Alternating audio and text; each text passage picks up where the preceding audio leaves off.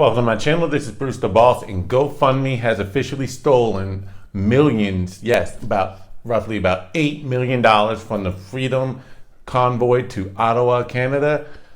Breaking news. By the way, don't forget to subscribe to my channel. Your subscriptions do go a long way with not only allowing me to produce and put out more content, but allowing that content to get more play on the YouTube and bump up in the algorithm that is actively trying to suppress a lot of this information and or this conversation. There is a war going on, especially with big tech and their censorship. And also don't forget to like this video, comment on this video. Again, especially if you are already subscribed, your interactions also, again, go a long way with helping to beat the algorithm. And don't forget to smash on that notification bell so you can get notified of my latest content as I put it out.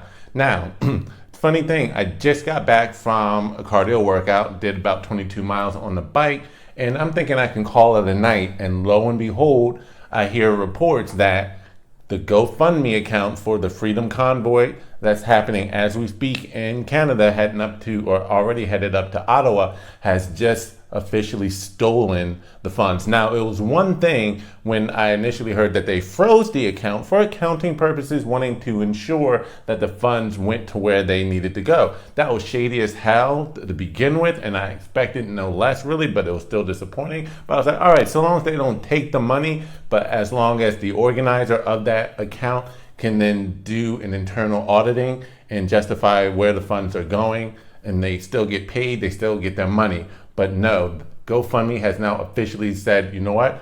We are freezing the funds indefinitely, and we will put the money towards a charity of our choosing. However, they are allowing those who have already gave money a chance to get refunded, but they're only giving them about 2 weeks before they can just say adios to whatever monies they donated. Over $8 million was raised to help support the truckers, to provide food and fuel in just a matter of 2 weeks. Keep in mind, and keep that in mind, Justin Trudeau took 3 months just to raise a couple of $1 million for his previous campaign, and they were able to blow that out of the water in just a matter of 2 weeks. Just goes to show how not friends this movement is. The excuse that GoFundMe tries to say is that this is no longer a peaceful protest, but rather an occupation. An occupation where there were no arms, no weapons used, no violence or threats of violence. And it makes me wonder too, did GoFundMe have this same threshold when it came to Black Lives Matter, BLM? Despite the fact that throughout the reign of terror that was 2020 following George Floyd's death, and then later protests along with all of the other deaths that occurred during that same time span, whether it was Rayshard Brooks in Atlanta, and there was another young man in Lancaster, Pennsylvania, in I believe October of 2020, who was coming at police with a knife before they shot him dead, which led to, again, a riot in Philly. And in all cases in cities around the country, you had billions of dollars in damages, buildings destroyed, burned, set on fire, not just regular stores and businesses, some homes, but you also had police stations set on fire. You had people put on their homes and or some business saying, elderly people live here, children live here, please don't burn and or attack our homes. You had over 23 Black people killed during these peaceful protests, far more than any unarmed Black person killed by the cops in 2020, 2021, 2019, pick a year, any year. Over twice more Black people died during the span of those riots, aka peaceful protests, than they did by unarmed shooting by police. So again, billions of dollars in property damage, buildings burned, destroyed, ruined, 23 people killed, whole cities terrorized and on lockdown for months, and people arrested, and still they were able to raise funds on GoFundMe, which is now under suspicious activity and or potential law, not money laundering, but were the funds really used for fighting for Black rights and or civil liberties, or were they used to just finance the fancy lifestyle of a lot of the leaders who have since been buying $1 million mansions and or homes over the course of that time span?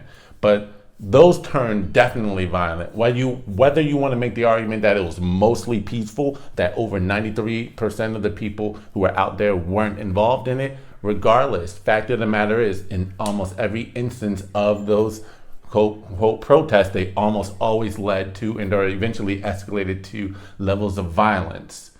And they had no problem allowing them to continue to raise funds.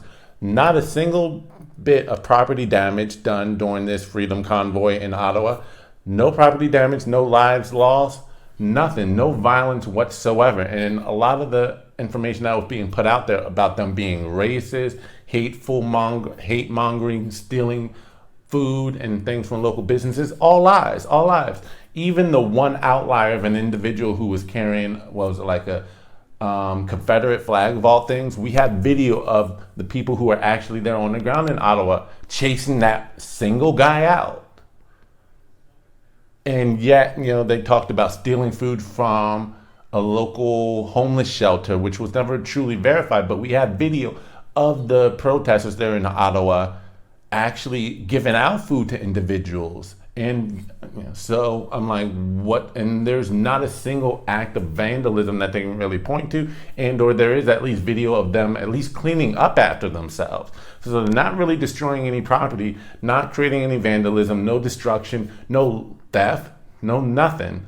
Why are they targeting this? I guess it wasn't enough for the media and even social media to try to be silent about the protest as much as possible. It wasn't enough for Facebook to censor the group or censor the organization of the planned Freedom Convoy here in the United States, which I heard, and I'm still following it all on the Telegram application, which is a great place for you to go. And I did a video discussing a little bit of that. Check it out. But not only was it enough for them to ban it, I believe it's going to be now on March the 1st, although there is some chatter of it being during Super Bowl weekend. I think that might not be necessarily all that verified, but I digress. It wasn't enough for Facebook to try to censor it. It wasn't enough for GoFundMe to initially freeze the funds to slow it. Now they just outright banned it. So my suggestion is, if you were one of those people, definitely get your money back as quickly as possible. There definitely needs to be some lawsuits levied against GoFundMe, but also don't donate to GoFundMe going forward. There has to be another way of supporting and or financing this some other way. I'll put more information out when I learn about it. Definitely though, download Telegram. They are doing a lot of communication there and update, but this is just crazy. But it just goes to show the levels that the system will take to try to suppress this movement and how effective it really is, because the truckers do have a lot of power, more than the protests that have been happening globally. And this is just evidence of just how scared they are of this particular kind of protest, because the truckers control the supply chain essentially. And that's why this is very huge. So that's a video. It's just, oh my God, I can't believe they took it to that level, but it just goes to show that this is a battle and a war. So shout out to all of the patriots around the world fighting for freedom, not giving in to any cues, conspiracies, or anything like that, but just keeping this about fighting for the freedom to choose whether or not you want to get jabbed or not, fighting against mandates, fighting against health passes, green passes, vax passports, but just encouraging individuals or pushing for the freedom to choose one way or another. That's my video. I'll do more updates as they come along, but this is just shocking. GoFundMe is now officially the enemy of the people, as is Facebook, which, by the way, Facebook did make news of having the first time in its history, at least in the last 18 years, single day loss in usership. And I think that comes from their banning of the US Convoy group chat. So that just showed where their loyalties lie and the lack of freedom. So keep up the fight, keep up, the movement. Stop using Facebook, I would say. I haven't been using them for almost 2 years now. So I'd say just leave Facebook alone. Leave GoFundMe alone. Definitely file, again, lawsuits to those organizers, but we'll find other ways to keep the movement alive. You cannot stop the people united. Can't be defeated. All right, this is Bruce the Boss, and I'm out. Peace.